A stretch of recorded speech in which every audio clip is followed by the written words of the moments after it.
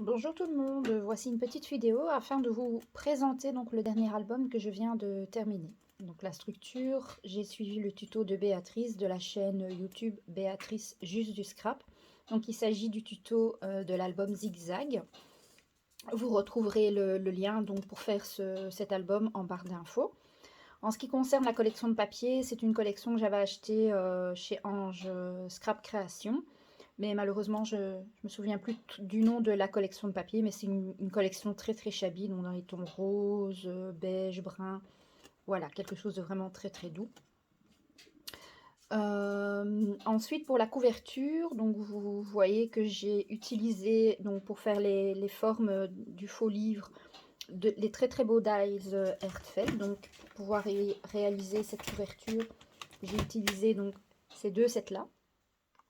Donc il s'agit du set booklet frame associé aux bouclettes basiques que vous retrouverez donc sur le site d'Hélène Scrap. Vous retrouverez également donc le lien pour sa boutique en ligne en barre d'infos. Les roses et feuillages, ce sont aussi donc des réalisations faites avec les dies Hertfeld. Alors je vais vous présenter maintenant l'intérieur de l'album. Donc quand vous regardez posé sur la tranche, ça donne ça. Si vous entendez des bruits bizarres, ce sont mes chiens, c'est pas grave. Donc je vous montre l'arrière. Voilà. Donc c'est un papier qui finalement aurait été très très bien pour faire un album amour, Saint-Valentin. Mais en fait, vous allez voir dans l'album que j'ai décidé d'y mettre les photos de mes deux chiens. Donc j'ai deux petits chiens Boston Terrier, une petite Fifi qui s'appelle Cali et un petit mâle qui s'appelle Winston. Et donc j'ai dédié cet album pour eux. Donc c'est pour ça que ça s'appelle Chronique d'une vie de chien. Alors quand on l'ouvre, ouvert, ça va donner ceci. Donc, comme c'est un album zigzag, quand on ouvre les pages, voilà, ça fait ça.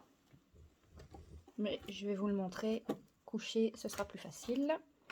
Alors, sur la page de couverture à gauche, vous retrouvez une jolie pochette faite avec ce dies aussi. Donc c'est un tout nouveau de cette année, de la collection 2022. Fancy Flourish Border. Vraiment très très beau. D'ailleurs, si vous regardez sur la chaîne d'Hélène, elle a fait une superbe carte qui peut servir en même temps de pochette pour offrir un petit billet à votre enfant, votre filleul, peu importe. Mais on peut aussi également, donc comme je l'ai fait ici, utiliser donc les dies pour en faire des jolies pochettes. Donc, dans la pochette se cache un mini livret avec dedans deux jolies photos de mes bébés. Donc ici à gauche vous retrouvez Calinette, donc Cali, la petite fille, et Winston, le petit mec. Voilà, ici vous les voyez mieux, donc Cali et Winston. Oui, pour une fois j'ai mis des photos dans mes albums, c'est assez rare, mais j'avais envie d'une fois habiller un album complètement, puisque je compte le garder, donc voilà. Alors ici j'ai fait une petite cascade, donc qui est aimantée pour la tenir fermée, avec également les photos de mes chiens. Donc voilà, ici c'était en décembre, c'était pour l'anniversaire de Winston, parce que oui, je suis une folle et je fête l'anniversaire de mes chiens. D'ailleurs, ils reçoivent également un petit cadeau de Noël. Voilà, à la plage. Et encore à la plage. Ces deux photos-là, ce sont des photos qui datent de octobre, je pense, septembre ou octobre 2020. Donc, voilà. Alors, la page d'après, ma petite Calinette qui fait un petit dodo sur les genoux de son papa. Ici, on ouvre de nouveau un petit volet à photo. Comme ça, c'est mieux.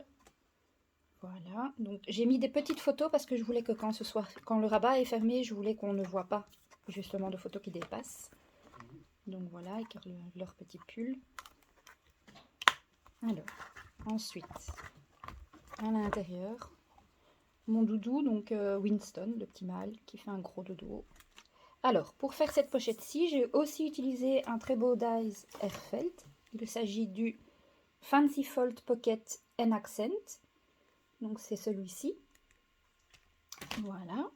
Et à l'intérieur, on retrouve une petite carte qui s'ouvre cette fois-ci comme ça, avec des photos de mes petits bébés.